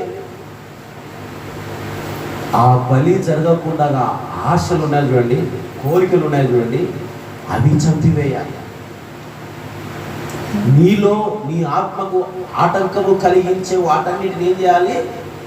బలి అర్పించేశారు. వాటన్నిటిని చంపివేయాలి. ఆత్మ సంబంధమైన బలిగా నువ్వు మార్చబడాలి. దేవునికి స్తోత్రం. హల్లెలూయా. కాబట్టి ప్రియమైన దేవులారా, ఎందుకంటే నేను కట్టుచున్న మందిరము గొప్పదిగా ఉండును అంటున్నాడు. అక్కడ ఎలా ఉంటుందంటారు? దేవుని మందిరము గొప్పదిగా ఉండాలి. ఇది కాదు, మంచి భౌతిక కనపడే మందిరము గొప్పది కాదు, గొప్పగా ఉండడానికి కాదు దేవుడు కోరుకున్నది. నీలో నీవుగా దేవునికి గొప్పగా కట్టబడాలి. దేవుడు అంగీకరించే రీతిగా నీవు కట్టబడాలి. అప్పుడే అది గొప్పదిగా దేవునికి అవుతుంది. హల్లెలూయా. క్రీస్తునందు ప్రియమైన దేవులారా, ఎందుకంటే ఆయనకు ధూపము వేసే మందిరము నీవు, ఆయనకు ప్రార్థన చేసే మందిరము నీవు, ఆయనకి ఇల్లు నీవు. అందుకే ఈ మందిరము పరిశుద్ధకు అనుకూలం. ఈ మందిరము ఏది? మనం కట్టే మందిరం ఏంటిది? పరిశుద్ధతకు అనుకూలం. అనుకూలం అంటే ఇక్కడ మనము సరి చేసుకోవడానికి, మనము దేవునికి అప్పగించుకోవడానికి, మనము దేవుని సొత్తుగా మార్చుకోవడానికి, మనము దేవుని యాజక సమూహముగా మార్చబడడానికి ఈ మందిరము పరిశుద్ధతకు అనుకూలము. అవునా కదా? దేవునికి స్తోత్రం. హల్లెలూయా. క్రీస్తునందు ప్రియ దేవుని బిడ్డలారా, ప్రియమైన దేవుని సంగమా, మందిరము కట్టబడాలి. ఇది పరిశుద్ధతకు అనుకూలమైనది. ఆ పరిశుద్ధతను అవలంబించుకోవాలి. దేవుని ఇల్లుగా నీవు కట్టబడాలి. ఏ రీతిగా అంటే ఆత్మ సంబంధమైన బలి అర్పించుచు ఆత్మ సంబంధమైన మందిరముగా నీవు కట్టబడే బిడ్డగా ఉండాలని దేవుని లేఖనాలు తెలియపరుస్తూ ఉన్నాయి. ఎబ్రీలకు రాసిన పత్రిక ఇందాక మనం చదువుకున్నాం. 3వ అధ్యాయం 5-6 వచనాలు మరొకసారి చదవండి.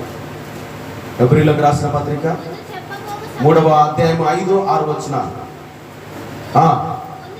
ముందు చెప్పబోవు సంగతులకు సాక్షాత్తముగా మోసే పరిచారకుడై ఉండి దేవుని ఇల్లంతలో నమ్మకముగా ఉండెను. హల్లెలూయా. ముందని దేని అంటాం చెప్పండి? ముందు అని దేన్ని అంటాం? నిన్నటిది ముందు కాదు, గతించినది. అది ముందు అంటే రాబోయే దాని గురించి ముందు అంటాం. గతించిన దానిని ముందు అనం, వెనక అంటాం. అని అందుకే దేవుని వాక్యం ఏం చెప్తుందంటే, మన్నైనది వెనకట వలే. ఎక్కడ పోయింది అది? ఎక్కడికి పోయింది? మీకు అర్థం కావడానికి ఈ విషయం చెప్తున్నా. మన్నైనది వెనకట వలే ఏమైంది? మట్టికి చేరింది. అవునా కదా? అంటే ఇప్పుడు ముందా ఇది వెనకనా? వెనక.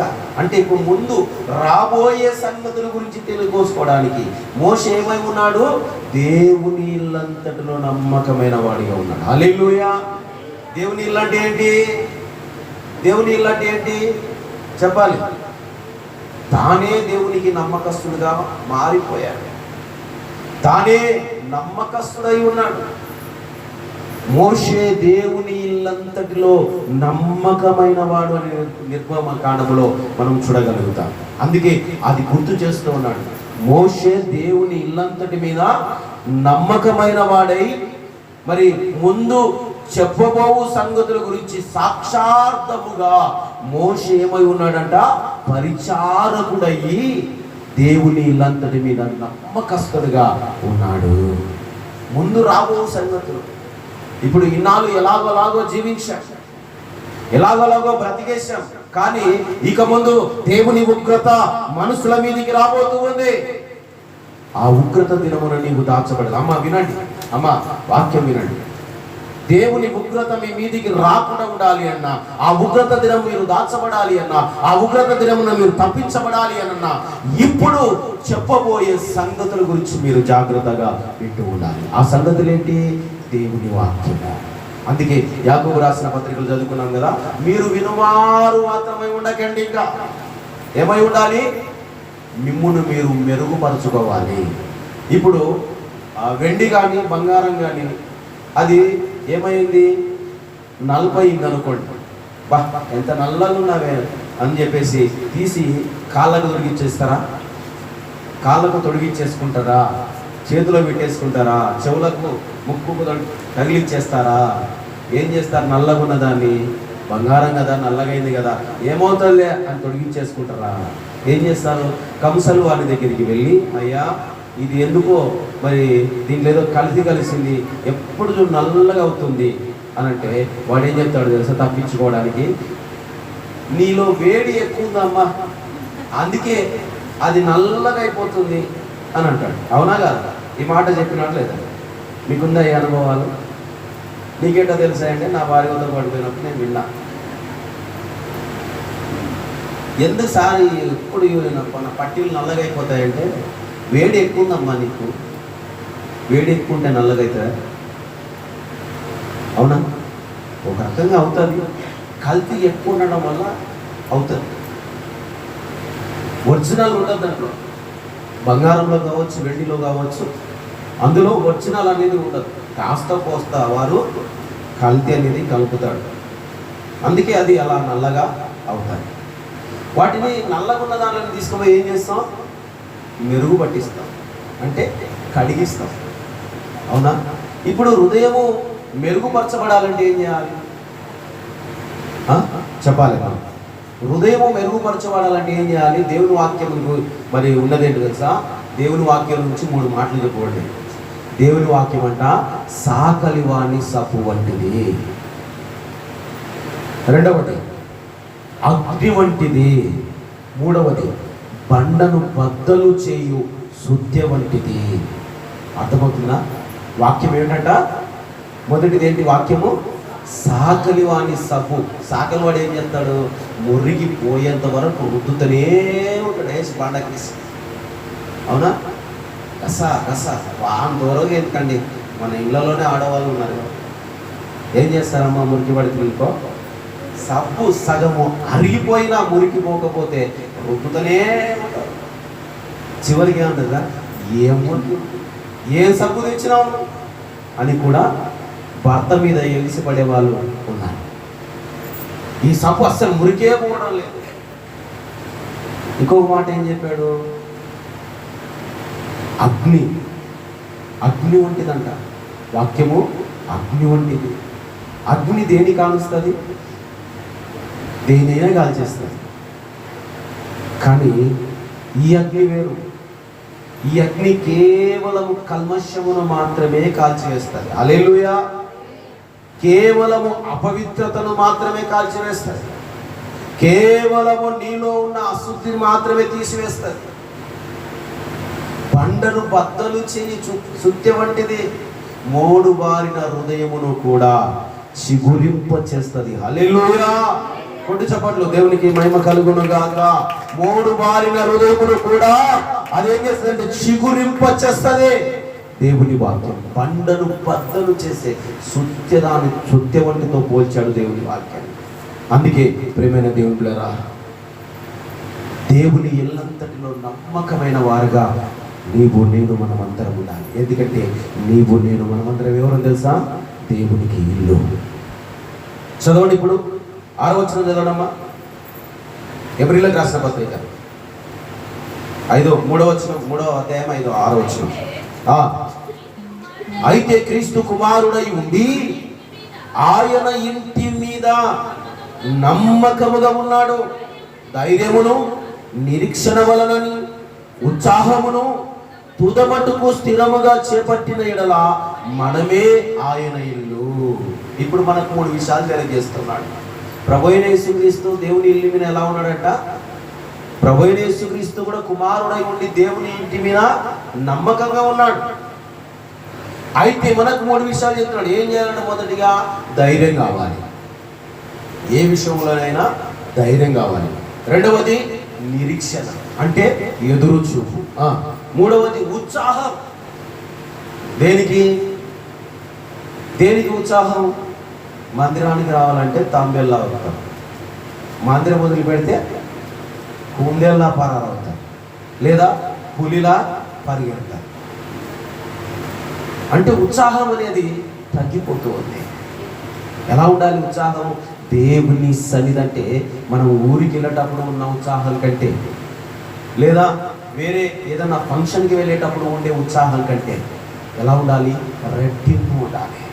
దేని మీద? దేవుని మందిరం మీద, దేవుని సన్నిధి మీద. అటు ఉత్సాహాన్ని నువ్వు కలిగి ఉండాలి. అని అందుకే చెప్తున్న మాట ఏంటంటే ధైర్యము నిరీక్షణ వలనని ఉత్సాహమును తుదమట్టుకు. ఇవన్నీ ఎక్కడ ఎంతవరకు ఉండాలి? అంతవరకే కాదు. ఏదో పాస్టర్ గారు చెప్పారు కదా అని చెప్పి వచ్చే వారము వరకే కాదు, వచ్చే నెల వరకే కాదు, వచ్చే సంవత్సరం వరకే కాదు, నీ ఆయుష్ కాలము ఉన్నంత వరకు తుదమట్టుకు. దేవునికి స్తోత్రం, హల్లెలూయా. నీ ఆయుష్ కాలము ఉన్నంత వరకు నువ్వేం చేయాలి? స్థిరముగా నిలిచాలి. ఒకే దాని మీద ఉండాలి. క్రీస్తు అనే బండ మీదే నిలబడాలి. హల్లెలూయా. క్రీస్తు అనే బండ మీద స్థిరముగా నువ్వు నిలబడినప్పుడే ఈ పరిశుద్ధతను నువ్వు అవలంబించుకొని నిన్ను నీవుగా దేవుని ఇల్లుగా మార్చుకుంటాము. దేవునికి స్తోత్రం, హల్లెలూయా. క్రీస్తునందు ప్రియమైన దేవుని సంగమా, ప్రియ దేవుని బిడ్డలారా, ఎందుకంటే దేవుడిచ్చిన గొప్ప ధన్యత ఏంటో తెలుసా మనిషికి? ఈ భూమి మీద ఉన్న జీవరాశుల కంటే నీకే ఇచ్చాడు ఆ ధన్యత. ఎవరికి ఇచ్చాడు ధన్యత? ఈ భూమి మీద జీవరాశుల కంటే ఒక మనిషికి ఇచ్చాడు ఆ ధన్యత. ఆ మనిషిలో దేవుడు నివాసము చేసే ధన్యత. హల్లెలూయా. ఆ మనిషిలో దేవుడు నివసించే ధన్యత, ఆ ధన్యత మనిషికి ఉన్నది కనుక ఆ మనిషి ఈ మందిరములో దేవుని పరిశుద్ధతను అనుకూలముగా మార్చుకొని దేవుని ఇల్లుగా ఆత్మ సంబంధమైన బలులు అర్పించుతూ మరి దేవుని యాజకత్వాన్ని వహించుతూ దేవుని మందిరముగా, అనగా ఆత్మ సంబంధమైన మందిరం. ఏ మందిరము? నీవు మందిరముగా కట్టబడాలంటే నీ వల్ల కాదు, కానీ ఆత్మ సంబంధమైన మందిరముగా కట్టబడే శక్తి నీకు అవుతుంది. హల్లెలూయా. అది ఎక్కడ జరుగుతుందంటే దేవుని సన్నిధికి, దేవుని నడిచే వారికి, దేవుని పిల్లలకు మాత్రమే అది సాధ్యమవుతుంది. మిగతా వారికి ఎవరికి సాధ్యం కాదు. అందుకే ఈ దినములు చెప్తున్నాను, మీరు వాక్య ప్రకారంగా ప్రవర్తించండి, వాక్యాన్ని అనుసరించండి, వాక్యానుసారంగా జీవించండి, వాక్యము యందు భయభక్తులు కలిగి జీవించండి. అందుకే దేవుని లేఖనాలు సెలవిచ్చినట్లుగా ఆ ప్రకారంగా మనము నడుచుకునే బిడ్డలుగా ఉండాలి. ఈ జీవిత సమర్పణ నీకర్పణం, నా జీవిత యాత్రలు నీవే గమ్యము.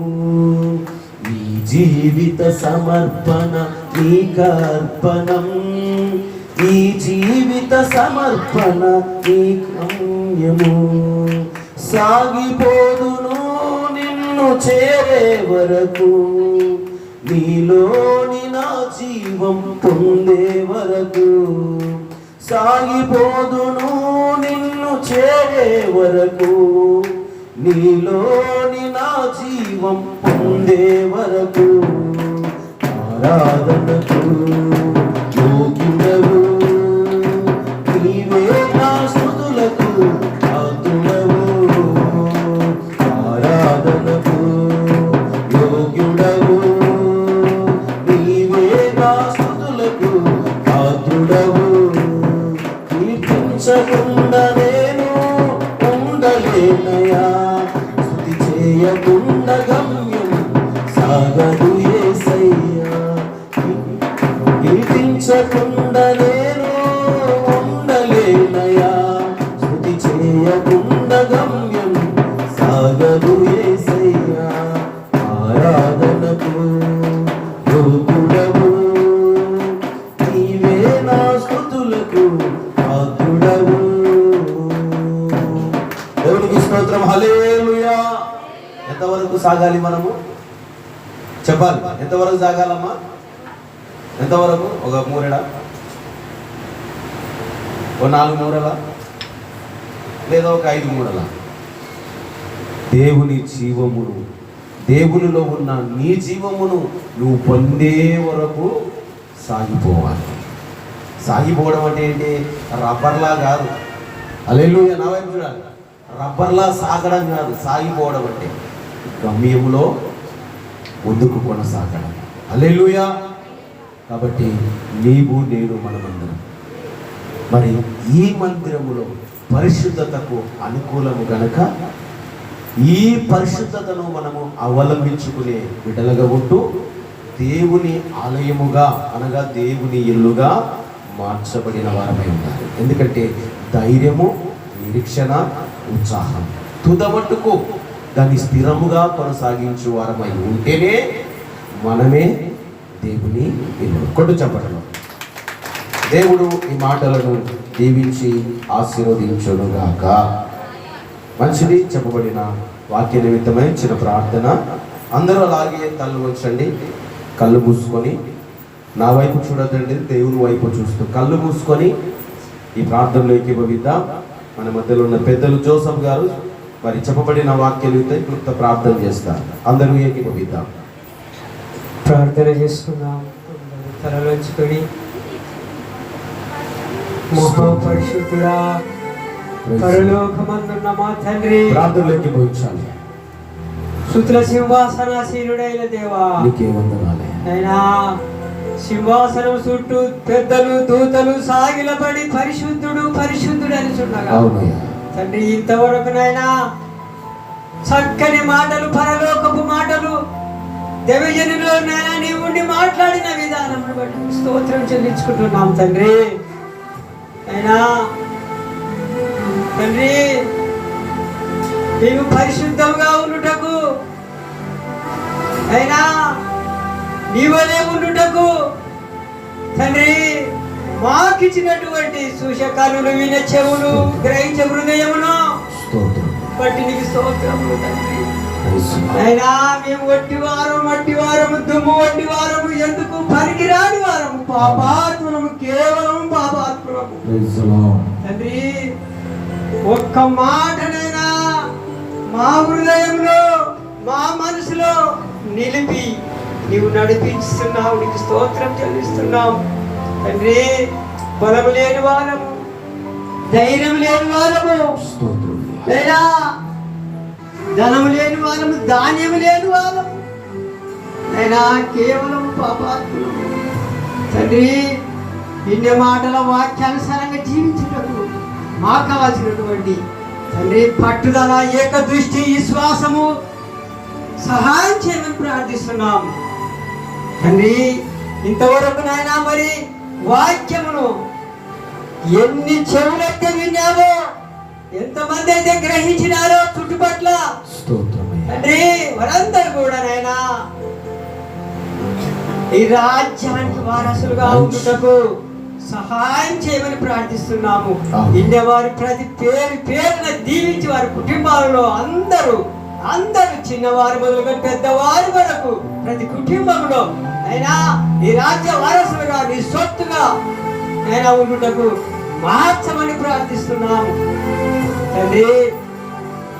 ముఖ్యంగా తండ్రి, ప్రపంచంలో దైవజనులు సువార్థికులు సేవకురాండ్రు నేను ఈ దినమంతా ప్రకటిస్తుండగా తండ్రి, నీవు చూస్తున్న దేవుడవు, నువ్వు నడిపిస్తున్న దేవుడవు, మా కొరకు సూర్య చంద్రులను గాలి వర్షంలో ఇస్తున్న దేవుడవు, మమ్మల్ని బ్రతికించిన దేవుడవు. అయినా మమ్మల్ని బ్రతికించడానికి, మేము బతకడానికి, మేము నడచడానికి, చూసడానికి కేవలము నీవే తండ్రి. నీవు లేకుంటే ఒక క్షణం, ఒక నిమిషము అయినా చీకటి మమ్మల్ని కమ్మివేసి ఆమేన్. తండ్రి ఆమేన్. నాశింపజేస్తుంది. ఎదిగి రక్షించడానికి లోకమునికి వచ్చిన దేవానికి స్తోత్రం చెల్లిస్తున్నాను అయినా. ముఖ్యంగా తండ్రి సన్నిధిలో సర్వోన్నతి ఆలయంలో అయినా జరుగుతున్నటువంటి పని కట్టడము నైనా కేవలము నీవు తండ్రి, నీవుండి నడిపిస్తున్నావు. ప్రతి బిడ్డను బలపరుస్తున్నావు, ప్రతి కుటుంబమును పోషిస్తున్నావు, ప్రతి ఒక్కరిని నడిపిస్తున్నందుకు స్తోత్రం చెల్లించుకుంటూ అయినా ముఖ్యంగా దైవజనుడికి నైనా కావాల్సినటువంటి తోడు, ఈ తోడు ఎంతైనా అవసరమని ప్రార్థిస్తూ మీరు తగ్గించుకుంటూ విషయాలకు చెప్పుకుంటూ యేసు క్రీస్తు పరిశుద్ధ నామమున వేడుకుంటున్నాము తండ్రి. ఆమేన్. ఆమేన్. దేవునికి స్తోత్రం. ప్రార్థించినాను, దేవుడు దీవించి ఆశీర్వదించునుగాక. మంచిది ప్రియులరా, చెప్పబడిన వాక్యము అర్థమైంది కదా. మందిరము, దేహము, దేవుని ఇల్ల. ఇప్పుడు అర్థమైన విషయం ఏంటి మీరు చెప్తారా? ఒక మాటలో అడగాలనిపించింది, అడుగుతున్నా. నీకు అర్థమైన విషయం, మందిరం అంటే ఏంటి? మందిరం అంటే ఏంటి? పరిశుద్ధతకు అనుకూలం. మందిరం అంటే పరిశుద్ధతకు అనుకూలం.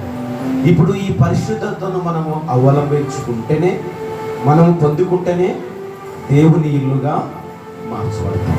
కాబట్టి ఈ మాటల ద్వారా మీరు దేవుని పరిశుద్ధతను కోల్పోకుండా మరి దినదినము మీ పరిశుద్ధతను కాపాడుకుంటూ ఇంకా దేవునిలోనికి నడిపించబడిన సమాజముగా, దేవుని సొత్తైన ప్రజలుగా ఉండాలని తెలియజేస్తూ ఉన్నాను. దేవుడి మాటలను దీవించునుగాక. మంచిది.